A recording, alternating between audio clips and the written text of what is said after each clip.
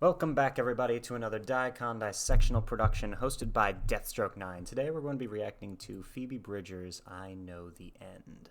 Now, let me preface this by saying I fell down a little bit of a rabbit hole today. I have heard of this artist from time to time. She's relatively new. I think it was in a Tool Discord server that there were quite a few people talking about her.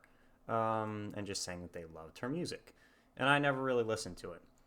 And today on Twitter, she was like on Saturday Night Live, and it was trending that she like tried to break a guitar. Okay, like on the stage, like at the end of it, she tried to smash the guitar like Kurt Cobain would do. So I watched the video, which was her playing this song, and I read some of the comments which said that she'd toned down the song from the actual, like from the album version of it. And the song was actually good, which is very interesting to me because I don't know of all that much good newer music, especially not like more mainstream good newer music, because, yeah, I don't know. Haven't heard much, you know?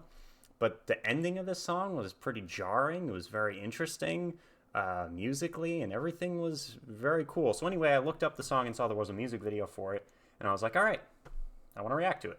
So that's where we are today. I don't know very much about this artist.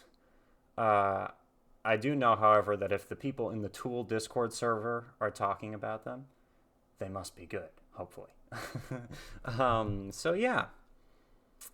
I don't know exactly what I'm getting into because the lyrics were pretty...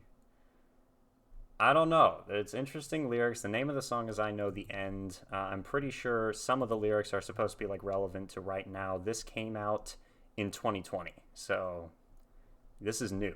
So yeah, I'm excited to check it out. Let's get into it. Link to the original video will be down below in the description if you'd like to check it out. Thank you for joining me. If you're new to the channel, my name is Daniel, and here we react to stuff, and I try to figure out what that stuff means to me personally, and we just enjoy good music, among miscellaneous other things. So here we are. Now, before we get into it, I also will mention that the music is still relatively modern, but it's way more complex than, like, pop music, you know, and I haven't heard something like this on Saturday Night Live in a long time. So let's go. 3, 2, 1.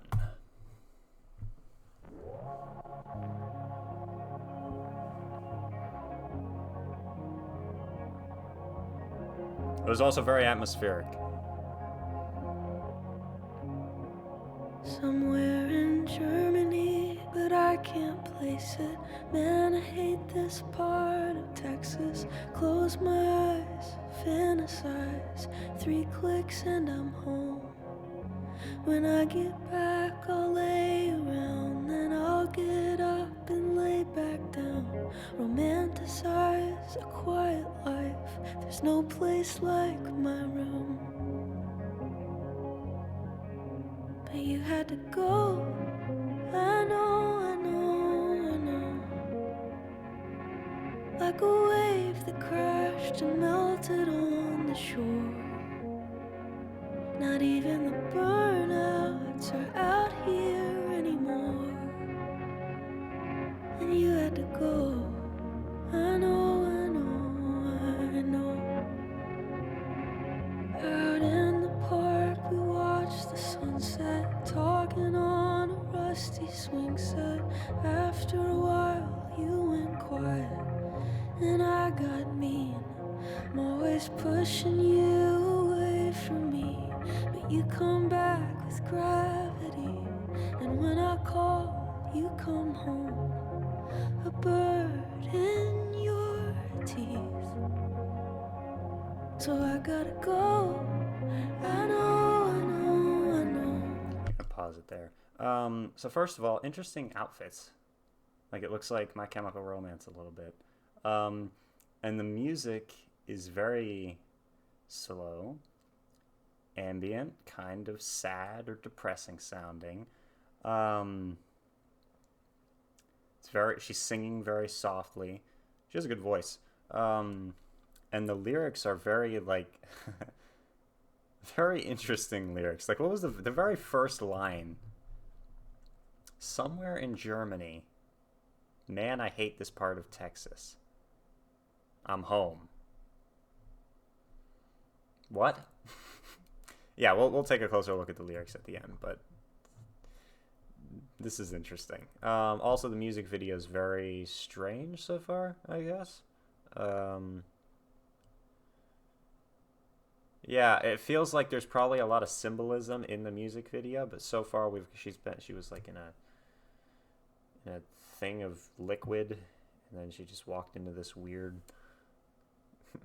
room that looks like it belongs in a horror movie, and there's a bunch of the skeleton wardrobe everywhere, and there's this other person. I don't know. All right, let's keep going. 3, 2, 1. When the sirens sound, you'll hide under the floor. But I'm not gonna go down with my hometown in a tornado. And they keep glitching. I'm gonna chase it. I know, I know, I know. I gotta go now. I know, I know, I know. Now it's upside down.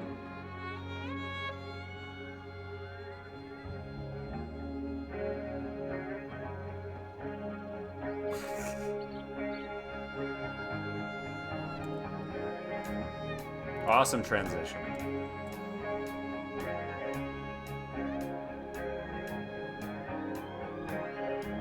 Driving out into the sun, let the ultraviolet cover me up. Went looking for a creation myth, ended up with a pair of cracked lips.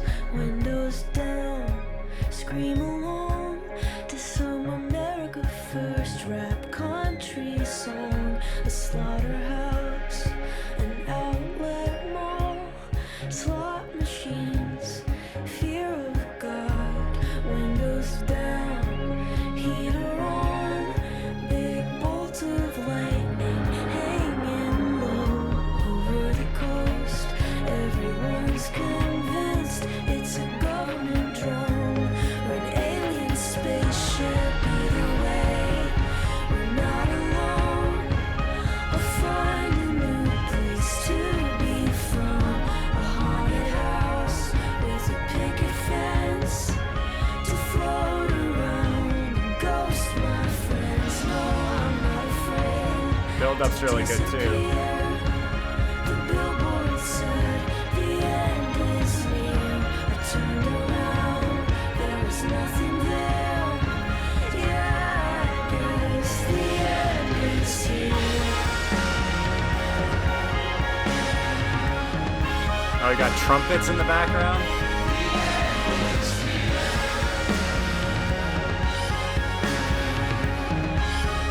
I'm scared.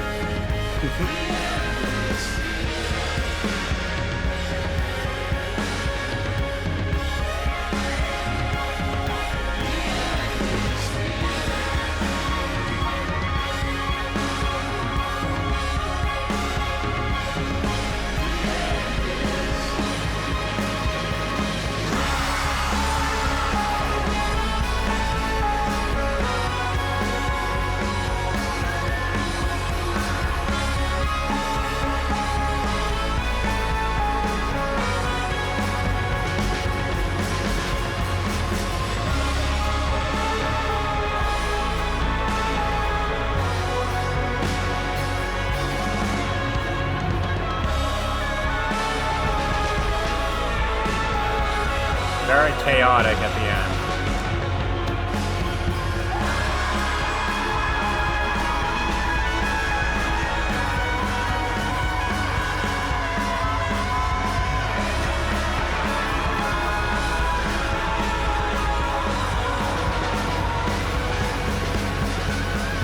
Just screaming at the end.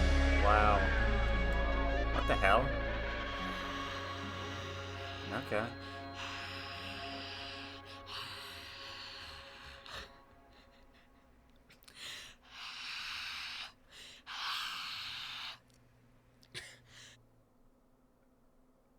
What the heck was that ending?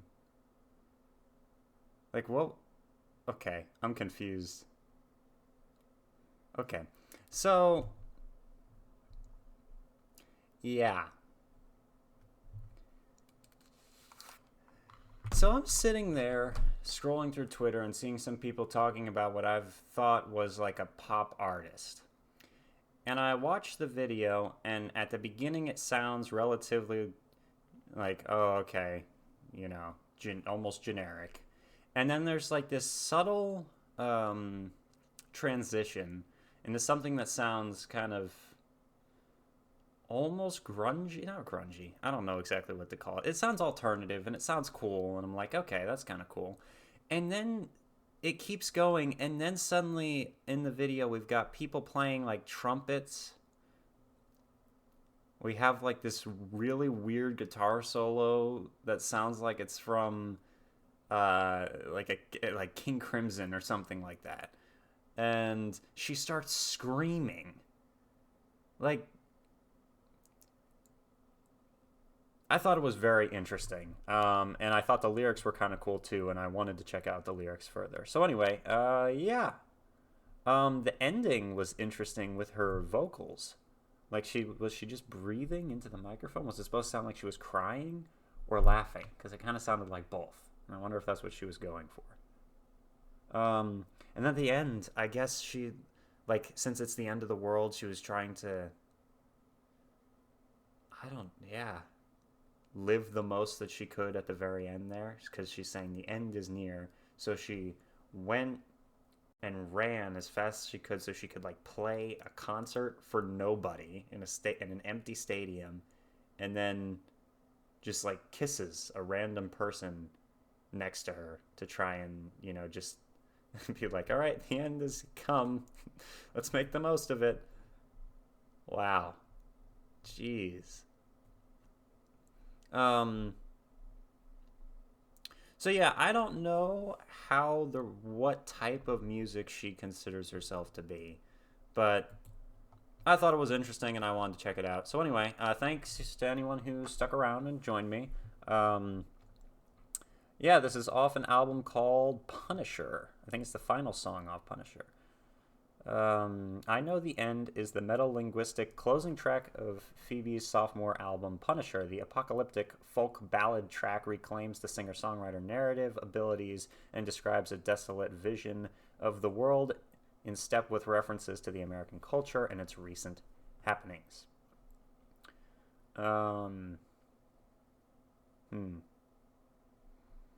Okay, so this person said about the song, this had a bunch of things I had on my to-do list. I wanted to scream. I wanted to have a metal sounding song. Well, it wasn't necessarily a metal song, but it had that feeling to it, and it was very heavy. Like the subject matter was heavy. All right, I wanted to write about driving up the coast to Northern California, which I've done a lot in my life. It's a super specific feeling. This is such a stoned thought, but it feels kind of like purgatory to me doing that drive just because I've done it at every stage of my life, so I get thrown into this time that doesn't exist when I'm doing it. Like, I can't differentiate any of the times in my memory. Guess I always pictured that during the apocalypse I would escape to an endless drive up north. It's definitely half a ballad. I kind of think about it as, well, what genre is My Chemical Romance is Welcome to the Black Parade in? Not really an anthem. I don't know. I love tricking people with a feeling and then completely shifting, and I feel like I want to do that more. That is what made me want to make this video, so yes, do that more. That was awesome. Okay, let's take a look at the lyrics. Somewhere in Germany, but I can't place it. Man, I hate this part of Texas. She said this was one of her favorite lines from the album. While touring the previous album in Europe, we got off the tour bus and it was raining. Someone from this crew then said, "Dang, I hate this part of Texas." And I've always remembered that. I hate this part of Texas is an old joke, usually in the form of graffiti, in concert venue dressing rooms, as explained by David Lowery of Camper Van Beethoven in explaining their song with the same title. Okay. Close my eyes, fantasize, 3 clicks and I'm home. Okay, so like Wizard of Oz. There's no place like home. Then she spins it to a more mundane sounding "There's no place like my room," emphasizing the comfort and solitude that that type of space provides. When I get back, I'll lay around, then I'll get up, then go back down, romanticize a quiet life. After returning home from touring, she isn't sure what to do with herself. Getting up, laying back down implies a strong desire to do something, but inability to do it. Yes, that happens to me a lot. I have that desire almost 24/7, and sometimes I'm able to do something, but it never actually feels like I'm doing enough. I don't know. It's weird. Anyway. Yeah, but you had to go. I know. It's like the chorus is like, I understand. I get it. All right, I get it. It's like I'm kind of annoyed that you had to leave, but whatever. Like a wave that crashed and melted on the shore. Not even the burnouts are out here anymore. Refers to burnouts or drug users that she often sees hanging around the beach. Burnouts are often delinquents who don't fit within social norms, so it is extremely telling that even they have been affected by the apocalyptic events depicted in this song. Out in the park, we watch the sunset, talking on a rusty swing set. The depiction of a sunset and rusty swing adds to the apocalyptic imagery of the song. Similarly, the rusty swing set acts as a sort of juxtaposition. It's associated with youth and fun, but is instead shown to be old and unused. This perhaps signifies a coming-of-age moment when the protagonist moves on from their childhood and is ready for whatever the apocalyptic climate brings as they move into the adult phase of their life. Interesting. After a while, you went quiet and I got mean. It's like they're fighting over it or just coping with this end of the world feeling in different ways. And I know that some people talk about the recent current events. Recent current events is an oxymoron. Recent events and current events. Some people are like, oh, this type of stuff has happened a million times before. Other people are like, it's the end of the world. There are times where it feels like, what the heck is going on, you know? And then other times where it's like, everything's going to be all right. But there was definitely that type of feeling, and I'm going to bet that that might have inspired this a little bit. I'm always pushing you away from me, but you came back with gravity. A parallel between the actions of her pushing the swing and the fact that she has a habit of pushing those close to her away. Nevertheless, like gravity always brings the subject back in a physical sense as the swing comes back. Wow, that's interesting. And when I call you home, a bird in your teeth. Oh, it's like a dog. What? She explains that her ex coming back after a breakup is similar to a dog coming after they kill a bird. They're always ready to jump back into the relationship and they want to show off something that they've changed about themselves. Interesting. Then, okay, so technically there is no chorus then, because the chorus is, yeah, alright, so the chorus is I've got to go, or no, it's you had to go. Then, so I've got to go. And then the lines are, when the sirens sound, you'll hide under the floor, but I'm not going to go down with my hometown in a tornado. Another reference to the Wizard of Oz. Unlike Dorothy, who learns that she prefers to stay home after going on her adventure. Well, unless you watch Return to Oz. Phoebe is not wedded to her hometown and won't stay there. Sirens are typically used to sound a tornado warning, during which the proper procedure is typically to hide in the lowest level of the house. It is also worth noting that siren-like sounds can be heard during this verse. Alright. Driving out into the sun. And this is where the song becomes very, it feels anthem-like to me. Driving out into the sun. Let the ultraviolet cover me up. Went looking for a creation myth. Ended up with a pair of cracked lips. Windows down. Scream along to some America First rap country song. A slaughterhouse. An outlet mall. So now it's like impressionistic and almost... what's the word for that?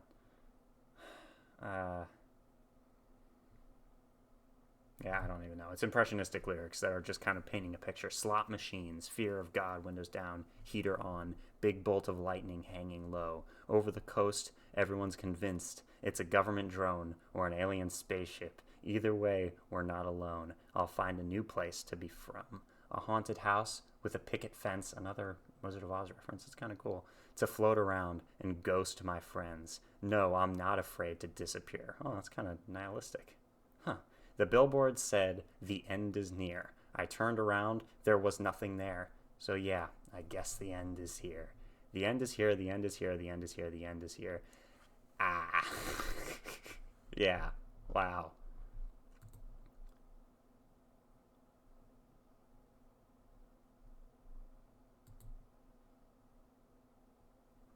Okay, so in accordance with the apocalyptic narrative of the track, Let the Ultraviolet Cover Me Up is likely alluding to the destruction of the ozone layer. Creation myth is a symbolic account of the creation of the world in a particular culture or religion. The biggest sing-along rap country song of 2019 was undoubtedly Old Town Road. However, given that America First... Oh, okay. There are literal landmarks you drive past. These are landmarks you drive past on the freeway in California. Okay.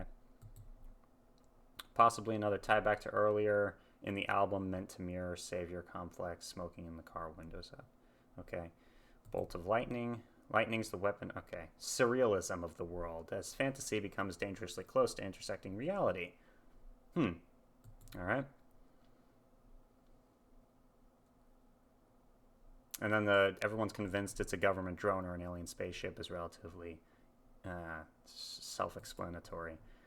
Either way, we're not alone. There's double meaning to this alone. She could be referring to humans not being alone in the universe with the alien reference, or with the government drone, she could be referring to the government is listening to people on their phones. It's an unsettling there, despite the unusual hopefulness in the cliche, we're not alone, is usually used to express. That's very interesting. You see, these lyrics were very interesting. I like them a lot. This seems to trace back to an earlier track on the album called Chinese Satellite. The song is about her trying to discover where she comes from, and this line probably ties back to that. Could also refer to an earlier line about the hometown going down in a tornado. Haunted house with a picket fence. Contrast the ideas of a stereotypical suburban house with a haunted one. Theme of ghosts is prominent in her work. On the cover of her album Strangers in the Alps depicts a childhood photograph of her dressed as a ghost for Halloween. The end is near is a slogan often used by evangelical Christians in reference to the rapture. From 1 Peter 4:7, the end of all things is near. Therefore be alert and of sober mind so that you may pray. Here at the end of the album, she concedes that perhaps they are right and the end of the world is truly nigh. Yeah. The end is near. And then at the end, we have... someone wrote, I don't really have any knowledge, other than to say it's really effing good. The outro starts as triumphant chorus of voices singing The End Is Here, containing vocals from a lot of people. Suddenly, the chorus shouts, "Rah!" as the outro transitions to louder, chaotic, dramatic cascade of voices, screaming, and instruments reflecting the album's apocalyptic theme. The melody in this part is a callback to the first song, the instrumental DVD menu, which brings the album full circle. I kind of want to hear the instrumental now. But anyway, this video went on way longer than I intended it to. So, yeah, if anyone on my channel, I kind of doubt that they do, but if you do, let me know if there's anything else by this artist you'd like me to check out. I was just intrigued by the SNL performance, and here I am.